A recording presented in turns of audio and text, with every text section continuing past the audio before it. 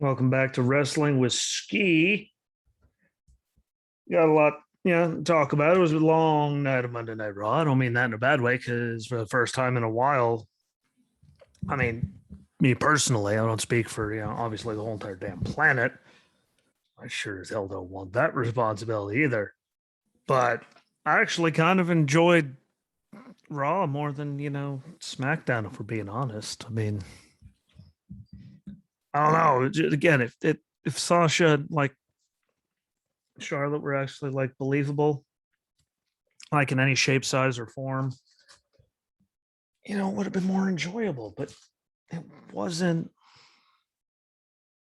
Sorry, it's just too charactery and too forced, and it just hurt my brain. It's kind of like we were talking about when you hear Bianca doing normal stuff and she's not in the ring and she's just talking like the two completely different night and day things. Like Charlotte overdoes everything, and then Sasha really overdoes things. I mean, Becky might be out there doing it, but she plays it and you believe it. It's not like, oh, this is a character. Like, ooh, she means it. So just this one time, again, like that killed it, and just shocker the Usos get involved with the New Day, and it was just a bunch of like who didn't see it coming kind of stuff on SmackDown. I mean, there were some moments, but nothing exciting. So good job, Raw. And I'm sure that won't last, but good job, Raw. You get 2 thumbs up, as you didn't piss me off nearly as much as I was anticipating. But we started out the night with big match Bex, or the man, whatever you want to call her, but Becky successfully defending title against Bianca. And I want to say it was a hell of a way to start out the show. Like that was a great, like that was good. Like I thought it was great. There's always moments where you're like, but like that was a good match. Like there was a lot of good matches, it seemed, last night.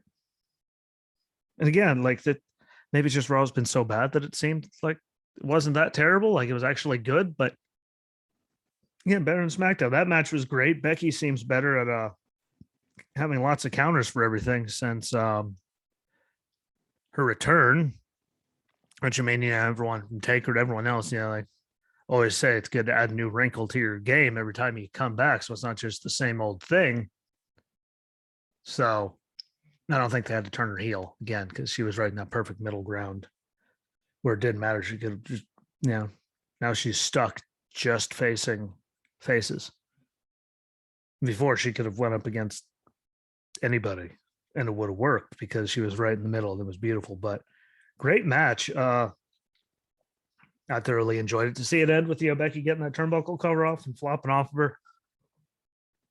While she was getting off of Bianca while she was doing it. Using that, Bianca runs into that. She rolls her up, grabs some tights. Was it a beautiful ending? No, but was it a great match? Yes. Was it a very heel thing to do? Yes. Do we get to see where it's going from here? Yes. I mean, I don't think it's over between the two of them, but at least for now, I mean, we're gonna see. I mean, again, she had her promo in the back later on. Talked about doing what you had to do. Keep being champion. But like I know people that would wreck their own mother to win things. We're like sorry, it's about winning. It's about being the best. And I mean, even in that thing, like everyone that's there strives to be champion. Like Stone Cold said, if you're not trying to be champion, what the hell are you doing there? And the playbook of her character, like she did perfectly. I want to see what they're going to do with it though, because it's time for someone new to stand up, step up, and do all that. And then there was Liv, staring her down. I want to see what they're going to do with it though, just because of how they have been using her. I mean, like they had this momentum, then they had like all this dumb stuff happen with Carmella and that mask. Then she came here and they continued it and she kept losing it. And now suddenly there she is stepping up to Bex. So I don't want to say I don't have faith in them to not screw it up, but I'm going to say I'm open to seeing what they're going to do, even if it's like just a good program, just to see what Liv is actually like. God, she doesn't even have to be champion. Obviously, I mean, Becky's on a roll, but use her. Let her actually be utilized. Let throw her in there and see what she can do. So people have been clamoring for it. You've seen all the talk. We've all seen it for months now. All the cheers, like over on SmackDown, all like throw her into the fire, see what she does. I'm okay with that. Like you're gonna find out then. Doesn't have to be champion, but throw her in there and see if she can at least hang. Maybe she's really close to where she can hang, so you can work on stuff. Now I just minus the whole being from New Jersey thing, like I don't really have much against her. I like her. Again, it's like a different thing, but I just got, I don't want to say I have one of those feelings because, I just want to see it actually be at least there in a good story. We're a good solid couple of weeks, month or two. Just, to see what she can do or have her get really close. And if she does really well, we can move on, do like a Rumble type thing, or she doesn't win the women's Rumble, so she wins another way to get an opportunity. Like, they could do stuff like that. I'm not saying they're going to by any means. They're going to save it for someone much bigger, obviously. WrestleMania moments, but in matches, those are big things, especially going to Dallas for 2 nights. So, I don't think that's going to happen, but it'll be nice. It's nice to see her used properly if they do. That's all I'm getting at through all that stammering. Then we get on to Ray and Dom backstage talking. There comes Theory to interrupt him again. He's get a selfie after he beats him. And really, I mean, Ray was on defense most of the match, just counter you. And really a dominating moment for Theory. Dominic helped a little bit by spinning, Ray around to help do a DDT outside. Which, I mean, shocker. I do have a problem with the ending, though. I mean, they did put another wrinkle in between Ray and Dominic for when they finally split them up, which has to become just one more thing in there. I mean, why else would they be? I mean, they've been playing at it for forever now. But Theory gets the W, when, after Ray does the 619, he jumped way fast to go and do the splash and all that. Ray getting, picking up a loss and Theory winning because of the slap from Dominic. Well, he was in position for the 619. Even though if you unless I'm really that blind, but you could definitely see the referee's head wasn't even pointed in that direction. It wasn't pointed at any monitor to see it. So you can correct me on here. If you watched it, it sure as hell looked like he was looking completely like that way. And the slap happened back there. Maybe I was off with my angle. Maybe, I don't know, my glasses weren't on. Because wasn't on last night. Weren't on when I was watching last night, but it looked like they wasn't even looking anywhere near him. So I'm trying to figure out how he disqualified him from the slap when he wasn't even looking to be able to see it. So that was, dumb to me, but it's another thing to work towards those two splitting up whenever they plan on doing it. Which moves us on to, Seth doing what Seth does and talking, Big E coming out, KO, and all of them are great on the mic, which was, really the important thing. Again, I keep saying it after how bad I felt. Charlotte and Sasha just well overdid everything and hurt my brain. Hopefully Fox wasn't happy with it. It's like, no, really, can you guys not suck? Sorry, they didn't. But then KO again, came out. Great thing, set up a main event for later on in the night between Big E and KO. And those two, again, what do you expect? They went down there and they killed it. It was a great match. KO's great. I mean, I don't know where he's going to end up when his contract goes out, but it's a damn shame he didn't get more title runs or a real one that mattered. Or it wasn't just a bunch of weirdness like the matches he put on with Roman and keeps putting on. Like he's out there putting in, putting out all the time. But it was really good. I loved it. Seth gets involved and hits E when the ref couldn't see. KO could. He goes, gets, tries to get the pin anyway. He, rolls him up, crucifix pin, whatever. Rolls him, gets the victory, and then he's mad at us. KO keeps, apologizing, saying he didn't see it. And, KO gets hit with the big ending afterwards. But I mean, it was a great way to end the night. But I mean, really, it's one of those things, like, I mean, I get what you're getting at. Like, oh, you saw him do it. But really, if you're thinking just like a person, you're writing this stuff, like, what the hell is he supposed to go, hey, ref, what? He just hit him, disqualify me.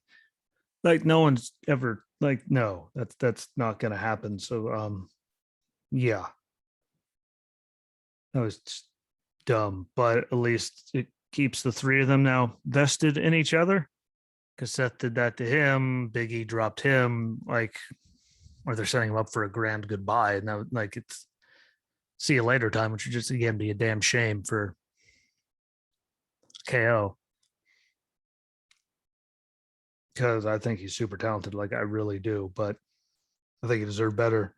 Always puts on a hell of a match. Is a great, like, fight Owens fight, like he keeps fighting. I hate hearing the promos, it's overly used, but it's true. I mean, just keep going, and he's always put on hell of a matches. Again, watch his stuff. You didn't watch it with Roman, minus Paul Heyman not being able to work a key, and instead of him knocking over the referee just stopped counting. Like he could have went back to catering, had a sandwich, came back before Paul figured it out. Yeah, but look at the stuff KO was doing. Like those were great, great matches, and it was another good one for Raw. A great way to go off the air. Just wait to see what they're going to do, because all three of them are talented. So see what they do. They get everyone in there. Who knows? I don't know, but it was good. Good way to end the night. Now, I didn't want to break it up. Talking about here's the promo, here's the match. So we have to get on to Zelina. So that damn accent. Can we just get rid of it? Can we just send her back to like talking like a normal human being? For the love of God, New Day and them playing around, whatever. But can we pretty please get Zelina not like? Can we stop giving people stupid ass accents? Please, like, pretty please. That's all I ask. And then, Queen Zelina and Carmella defeat Nikki and Rhea, which are the women's tag team champions, but just adding them to the mix with the Queen thing just to give to it because she's Queen. I mean, like they've really pretty much diminished the women's tag division down to nothing. Like, it was this good thing. They started, had all this momentum, and they've literally turned it pretty much into a joke, in my opinion. When's the last time you saw them? I'd rather have them lose to this nonsense just to have a match. So they can give it to Zelina. She's Queen and tag team champion, or just like what? Like, I'm not a fan. Call me what you will. Call me miserable. You can call me all kinds of stuff. I'm not a fan. That's like garbage. Like garbage. Like it was like it's just a waste of like talent that they have. And to me, it's just might as well get rid of the women's tag champs, because it really is like no one remembers the match at Mania. Everyone remembers the wardrobe malfunctions. Like I didn't see them, but like it's just bad to me. Thankfully, that was made up for with Gable, I might add, before the match backstage on the mic was amazing.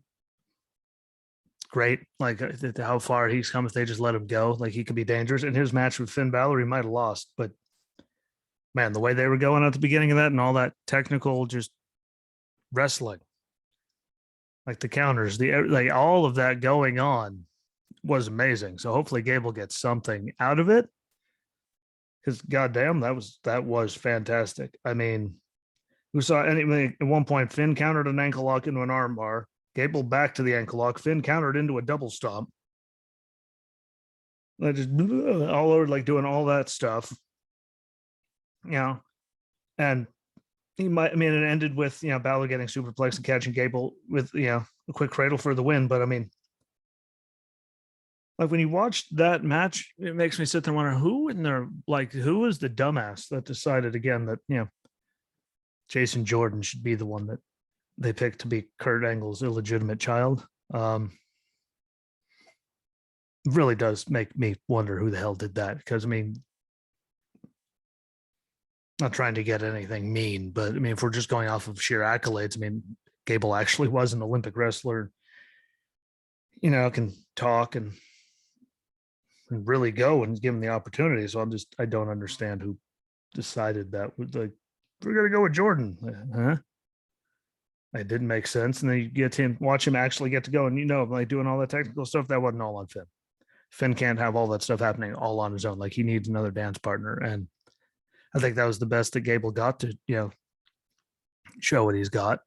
And hopefully it leads to something really good for him and Otis, who Otis looked like he was, a little leaner, in better shape. I mean, but yeah, that was a hell of a match for Gable. I don't care what anyone says. Like, again, that was why the match, I thought tonight was better than Friday.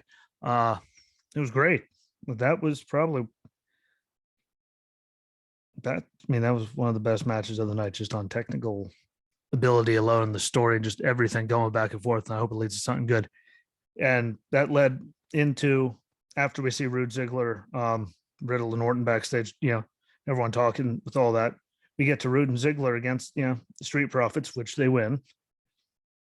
But, Rude and Ziggler and, RK Bro now have, actual team things. It's not like separate or any of that. So that's good to see. I like RK Bro's song better. But while Orton was on commentary, he did mention, how good Gable, looked in that match. So I'm going with that. Super confirms what I thought I saw.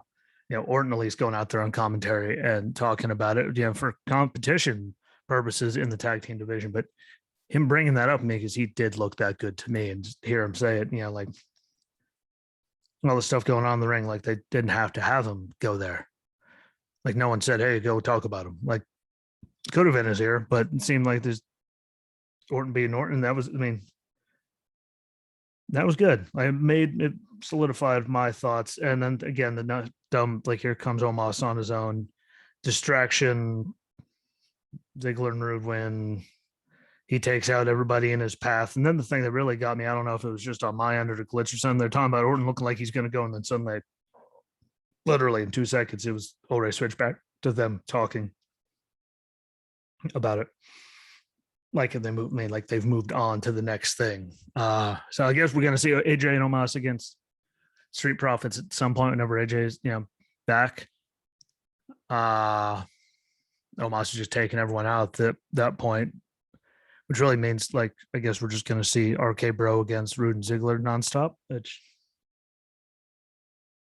And Street Profits against them, like that doesn't really do anything for anyone to see the same tag title match over and over again. But I mean, I don't know. What does it really leave open? A whole bunch of repetitive stuff. And again, Omos taking out Riddle too means that they're now in the picture. So like AJ and Omos are still there. Like I don't know when they're going to move on. I don't know what's going on, but I mean, Profits and AJ and Omos and Riddle and them, like they're all intertwined together still. And Ziggler and Rude keep picking up all these wins, which again, they work great as a team together. They got the song, they got the look. I mean, they do work very well together, and they're both very gifted in the ring. So I'm not taking that away, but they need to get this stuff together because it just hurts my head altogether. Priest defeating TBar in a no DQ match, like that was a good match, and it had the ending that you wanted. Like it was decisive. It wasn't like, oh look, the same thing over and over again. Like I mean, there was a whooping, but Priest talking about being disrespectful beforehand. That's what happens in this new aggression that he tries to keep at bay. Whatever, I don't care. That was a hell of a match between him and TBar, Dijakovic, whatever the hell. Strikes were stiff and crisp. I mean, that was just good to me. And TBar getting TBar chance. I mean, maybe one day I could keep hoping that to send him back to Dominic Dijakovic, we could be done with the TBar thing. But hearing TBar chance was good because he was out there holding his own. Like the guy is super talented and can wrestle. I just don't like the, whole gimmick. But him here getting those chances, at least people were, acknowledging his ability in the match that they were having, because I thought it was a really good match and it was a great way to lead into, the main event. Tied up Priest in the ropes and just walloped him, as we all saw the pictures backstage afterwards, with that kendo stick until it broke. And then seeing, Priest, suddenly freaks out, gets out of there and just mollywops him. I mean, just chairs were involved, chokeslam, through a table off the apron, like all kinds of stuff was going on and made him look really, really good. It added a new wrinkle. And again, made TBar look really good. So I'm hoping that they're going to finally end that at some point and let him just be Dominic Dijakovic again. Because him getting chance, though, I mean, that does say something. It doesn't, might not be the most thing in the world, but I mean, it does say something that he's getting chance out. Because remember all the times where he just, that whole thing just got booed right out of the building, no matter what. So it was a good breath of fresh air for me to see him getting that. So we'll see what they do going forward between the two of them. But those cheers were good for TBar, regardless. I mean, at least that means something, some kind of chance, and cheers are always good in that world, unless you're trying to be a bad guy. But I mean, that whole thing didn't work. Wasn't his fault. He didn't make the group. They're like, hey, what, you're doing this? Okay, But overall, I mean, I thought it was a much better night than Friday was. I mean, talking wise, 100% better. And those matches didn't like Priest and Daja was good. Sorry, T-Bar. Becky and Bianca was still a great match. Cable and Balor was fantastic. And the tag match had some, both tag divisions, you had some dumb stuff. But I mean, overall, it was good on the mic and it was good matches. Like, except for those two glitches, and there's nothing you can, stupid accents. And we did get to see, Apollo and Commander Aziz come out, after and say, the priest, and say they're going to get acquainted with each other soon enough. And another dumb accent, but those two together could be interesting as long as we find a way to not have Aziz getting involved in winning the matches for him. But really excited to see what they do with that. But so it was a good night overall. Hopefully it keeps up. I don't know. We got NXT tonight. I'm really looking forward to see what they're going to do with that. Just with Toxic Attraction holding all the gold on the women's side of it, women's side. See what they're going to do with champion the title of Breaker, how they're going to move forward with all of that whenever they finally start doing that. That's really exciting stuff to look forward to, because I thought they all did a good job. See who challenges, champion next. See what happens with the tag match between Loomis and Gargano against Carmelo and Trick. See what they do with that. I'm really, but I mean, North American titles involved there. Hopefully Loomis, I don't know, gets it at some point, but I really do I'm looking forward to see what they do with Ciampa and the whole Toxic Attraction thing, to see who's going to attack them, who's going to go after him next, all of that. Because I think Ciampa, I think he's, he should be champion for a little bit, a couple months longer, or however long, but I don't think it should be a transitional thing where he has like one defense and it's done. I think he could work with so many guys and make them so much obscenely better that hopefully he gets to keep it on there for a while and they keep this stuff going, because he put on a great match with Braun Breaker. So see where that all goes. That'll be tonight, and talk about that. Whatever other kind of dumb stuff happens overnight, as there's gotta be something. So hopefully it's as good. I mean, it's not going to be as, Halloween Havoc overexceeded for me. I have some dumbness here and there, but again, I just have so low expectations most of the time. So yeah, but that being said, I appreciate y'all giving me a like, me a listen, a watch, anything you're doing on all the platforms. Don't forget to please, like the videos, like all the platforms, follow along on all of them and comment on videos. It helps out immensely. Sharing them helps out immensely. That's why that is there. Like, share, comment, and repeat across the board on all of them, because it gets more eyes and ears on it. Tell people about it. And yeah, thanks for all of it. Hopefully, you agree, you disagree, go in the comments, tell me what you think, message me and tell me I'm an idiot. I'm very receptive to it. Yeah. I'm told I was an idiot a lot. So yeah.